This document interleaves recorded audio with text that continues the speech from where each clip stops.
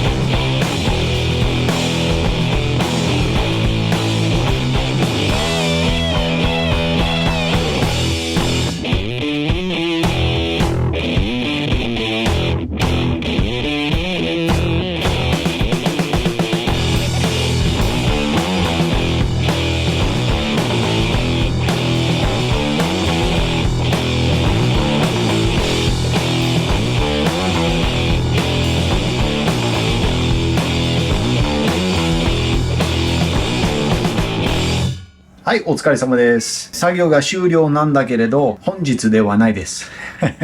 作業の日は先週で、エンディングの録画しようとしてたら、カメラの不具合で録画できなかった。プライマーをかけたエアコンのラインに、キャストアルミという色の塗装をかけました。めちゃくちゃ綺麗になりました。それで、エアコンコンデンサーの分解、オーブンクリーナーで洗って、とっても綺麗になりました。来週はエアコンコンデンサーは細かく塗装の準備しないといけないです。それで、下回りに冷却水の中間パイプをフューエルポンプが届いてからインストールするつもりだったが、我慢できなくて、とりあえず、入れてしまいました。とっても綺麗になりました、下回り。ということですので、今までご視聴していただきましてありがとうございます。この適当王さんのレストレーションで仕上がる軽バンが見たかったら、ぜひチャンネル登録もよろしくお願いします。とりあえず、今週のプログレスをご覧ください。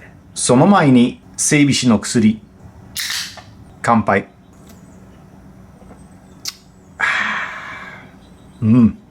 うまい。